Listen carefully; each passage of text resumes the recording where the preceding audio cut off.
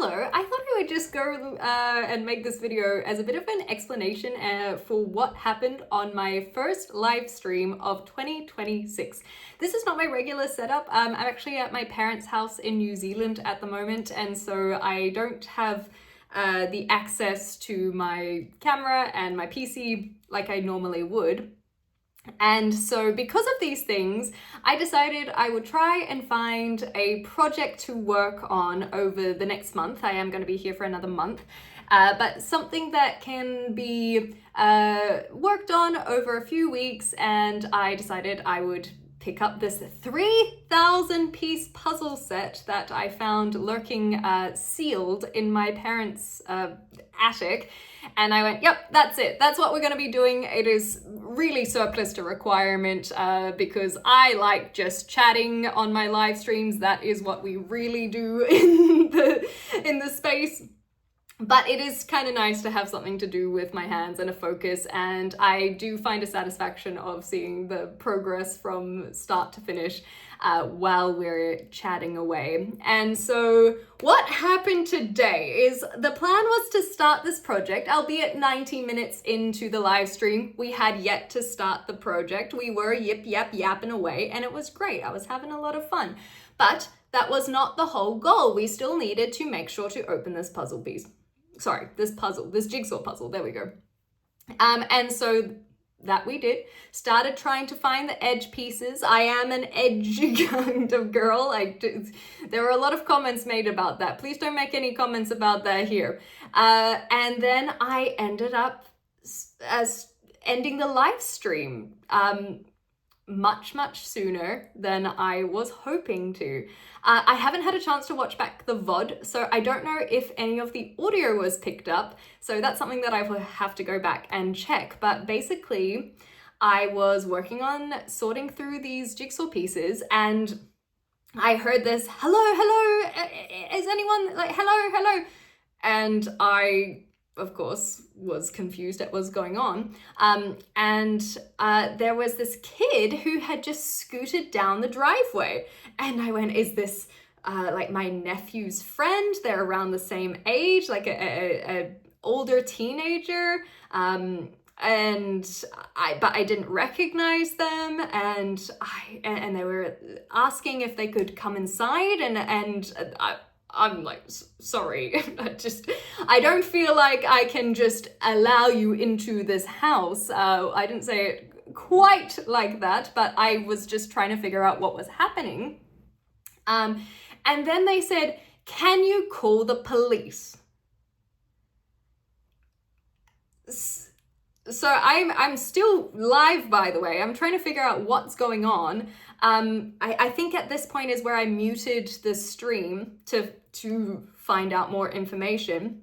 And so I popped outside, and he was just frantic, and I kind of had to do some sort of risk assessment because I didn't know if this was some sort of con. Maybe he was trying to scope out the house, especially because he was asking to get inside, and he was saying how someone was chasing him, and I kind of had to consider if that was a ploy to get into my house, or maybe he wanted to then demand things from me, like if he pulled out a knife, well, we don't really have as many guns in New Zealand as other countries might have. Our laws are a bit stricter than what you might see elsewhere, so I wasn't too concerned about something like that happening, but I'm still figuring out what is going on. So I just pop back inside, and I get the phone, and I dial the number for the emergency services, and he kept on saying, can I come inside, and I felt that was a little bit much for me to decide what to do in the moment. And so I said, let's just sit here for a bit while I wait to hear what's going on with the emergency services. They asked who I need, and I said how this kid had turned up and said that there are people chasing him. And he then said that, yeah, and they pulled a knife on me. And so I communicate this to the operator, and they said, so you need police? Yes. And from there, they just start trying to get information. They get my address. They ask for details of what's going on. And simultaneously, this kid is sitting there nervous, and he said, "Can we please go inside? Can we please go inside? I'm getting chased by this car." And sure enough, this little car drives by, and I can see that there are a whole bunch of people in it. Almost seemed like there were too many for how many that car should have. It was like a small hatchback, and there seemed like there were too many people in that car. But I could see that they were eyeballing into my parents' property, and and he freaked out immediately. So he kind of was like, "Please, can we go inside?" Grabbed his stuff, and I said, "Sure, yeah." He had an e-scooter that we popped in as well. And my parents have a gate, so I closed the gate because I don't know if these people are going to try and drive down this driveway, or if they're going to, one thing I was concerned about is even with the closed gate, if they were going to scale the fence. And so he starts telling me more information about how he was just trying to get home, and this car had asked him to stop, and because they had pulled over, and he knew one of them, and that they were saying how I think that they knew his ex-girlfriend is, well, actually, I don't think, I know that's basically what the story was, is they seemed to be upset at him for not being with the girlfriend anymore, or some sort of drama. There's probably more to the story, but the response is not to pull a knife on someone, frankly. And he was so afraid. He was bawling his eyes out, and I felt so sorry for this kid. I'm sure that he is, a victim of his circumstance, and there's always going to be more to the story. But regardless of there being more to the story, that is not how things should be handled. And he so clearly was distraught. So I brought him inside, locked the doors, and that's what the operator said, is, "Are your doors locked?" Yes. I saw two of the people exit the car to come up to our property. And I tried to go back to get my phone because I was actually on the landline, which felt very, very old school. But I guess when in my parents' house, that's how they do it. Old school over here. And so I went to go back to my phone to try and take a photo of these people. Unfortunately, by the time I had gotten back to the window, they had already disappeared. And at least they hadn't scaled the fence, because like I said, that was something I was concerned about. From there, I ushered this kid in, and I just got him to sit at on the couch, and he was shaking, and he was, like I said, crying. And so I got him some water, I got him some tissues, and I just got him to sit down while I was chatting to the operator. They said, "Yep, we're sending someone out right now. Can we get some more details? Is it okay if I speak to the kid?" And so I handed the phone over, because he basically just wanted the police to arrive so that they could take him home. He did not want to go out on his own. He wanted to be escorted back home. And fair enough, I guess, if you've just had this interaction. And I just kind of got a banana for him, and a glass of milk. I did ask, I said, do you want anything? I don't have any juice at the moment, but I've got milk if you'd like it. And sure enough, yes, that sounds phenomenal. And I put the aircon on for him. It's a bit hot today. And he just kept on answering questions to the telephone operator. And after that, they asked if it was okay if I was happy to house him, or keep him in the house for the time being. And I said, of course. At this point, I had decided that he was not trying to scope out the house to bring his hoodlums later, because that was something that I thought maybe he was just trying to get in the house so that they could get a lay of the land and then come back in the dead of night or something. But I think with how scared he was, it felt very, it would have been very unusual for that to be so convincing with the crying. And he was so apologetic every single time. "I'm so sorry, I'm here, I'm so embarrassed." I had to kind of just soothe him and say that he has nothing to be embarrassed for. He has nothing to apologize for. He was using his head. That's nothing to be embarrassed about. He was just trying to look after himself. He saw an open door because it was so hot that the front door was open, and he took a chance, and I just hoped that he felt like it worked out for him. And then I think I felt out of my element while simultaneously feeling glad that it was me that he had accidentally come across to help him in the situation.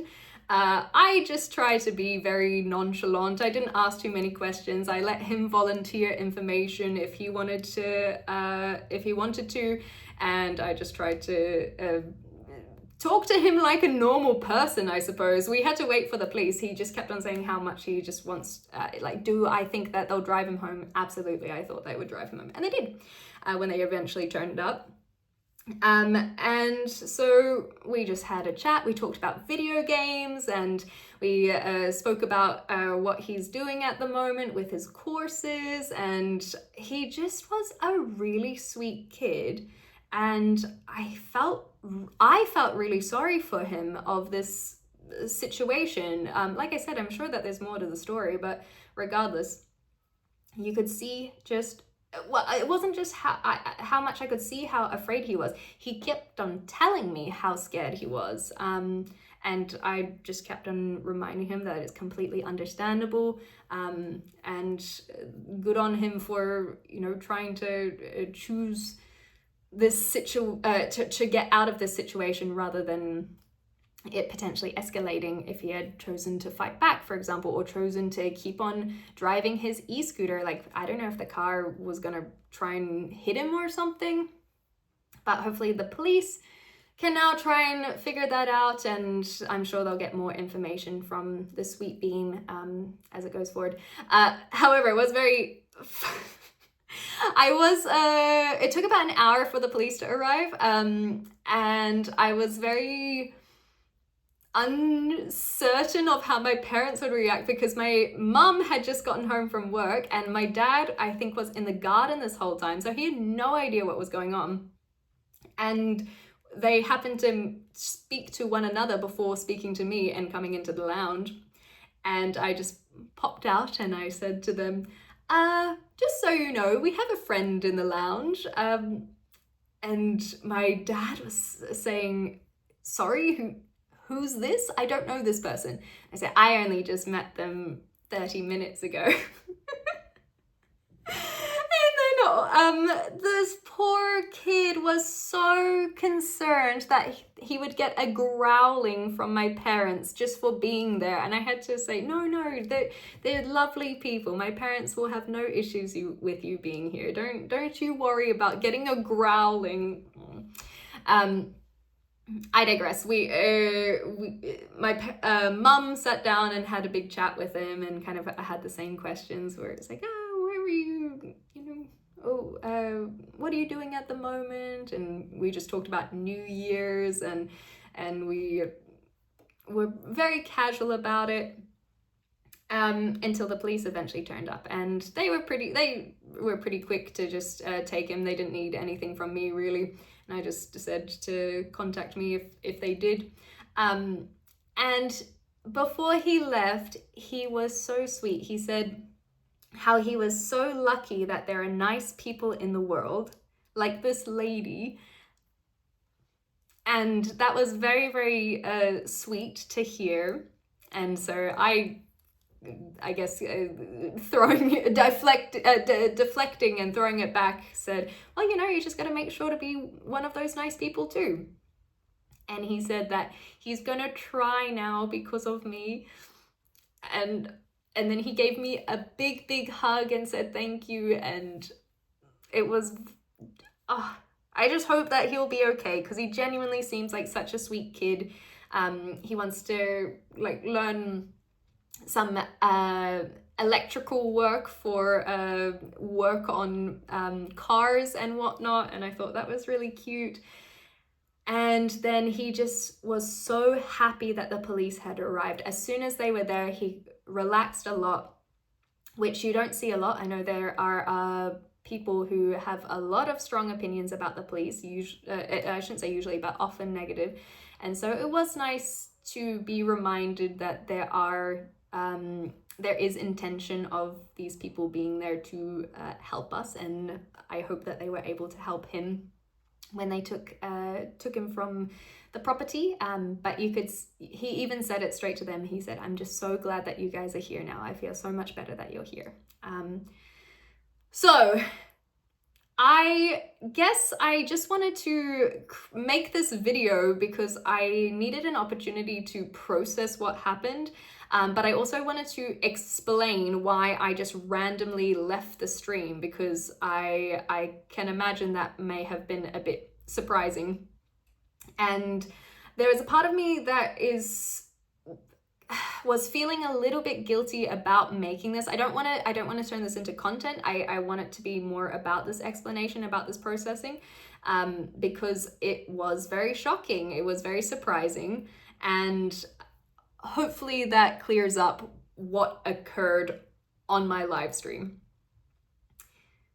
From here, I think the takeaways that I want to give is that it just, to me, I guess, gave me a bit of time to reflect that it is really tough to see what so many people are going on, what's going on in so many people's lives that are completely different to our own. And I think I just wanted to try and help a stranger in that moment, and that the fact that they were looking for help as well just gives me this slight positive attitude on humanity, especially with what the heck has been going on recently. I know that there are so many things that are happening in this world that are very scary, and this kid is experiencing one of those things as well. But I am trying to choose to not only see the good in people and seeing people try to help, but I think the best way to do that is to try and be that person as well.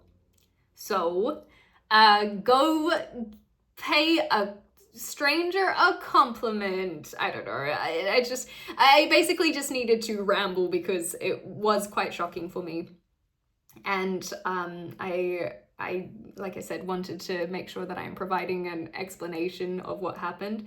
And if you do have any questions, feel free to ask away, or feel free to come ask them on my live stream, because we still have a 3,000 piece jigsaw puzzle to get through. I will be working that during the month of January 2026 over on Twitch. So that whole plan of working on it today, it didn't turn out, and that's okay. Plans change, we adapt, and we will push forward. I'm just surprised at the start of my 2026. So let me know how it's gone for you. That was another thing the kid said, is he couldn't believe that this was the beginning of his year. And I was like, it can hopefully only go up from here. Anyway, that's it. That's the whole story. Thanks for listening. I do genuinely appreciate it. I don't want this to seem like a journal. I've said this kind of a few times, so I will try and refrain from saying it one more time. But thank you for listening. And like I said, hopefully that provided some explanation of what occurred. Appreciate you. Bye for now.